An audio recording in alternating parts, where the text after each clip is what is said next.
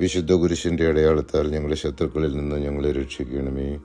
ഞങ്ങളുടെ തമ്പുരാനെ, പിതാവിൻ്റെയും പുത്രൻ്റെയും പരിശുദ്ധാത്മാവിൻ്റെയും നാമത്തിൽ ആമേൻ. നാം എന്തായിരിക്കുന്നുവോ അത് ദൈവകരുണയാൽ മാത്രമാണെന്ന് വ്യക്തമാക്കുന്നതാണ് വിശുദ്ധ പൗലോസ് കൊറിന്ത്യക്കാർക്ക് എഴുതിയ 2-ാം ലേഖനം 10-ാം തിരുവചനം.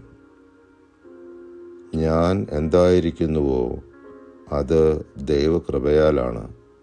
എൻ്റെ മേൽ ദൈവം ചൊരിഞ്ഞ കൃപ നിഷ്ഫലമായി പോയിട്ടില്ല.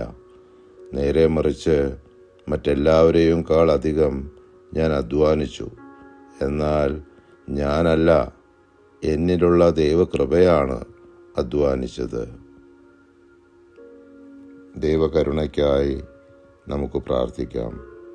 നിത്യപിതാവേ, ഞങ്ങളുടെയും ലോകം മുഴുവൻ്റെയും പാപപരിഹാരത്തിനായി അങ്ങയുടെ ഏറ്റവും വത്സലസുതനും ഞങ്ങളുടെ കർത്താവുമായ ഈശോ മിശിഹായുടെ തിരുശരീരവും തിരുരക്തവും ആത്മാവും ദൈവത്വവും അങ്ങേക്ക് ഞങ്ങൾ കാഴ്ച സമർപ്പിക്കുന്നു. ഈശോയുടെ അതിദാരുണമായ പീഡാസഹനങ്ങളെക്കുറിച്ച് പിതാവേ, ഞങ്ങളുടെയും ലോകം മുഴുവൻ്റെയും മേൽ കരുണയായിരിക്കണമേ. ആമേൻ.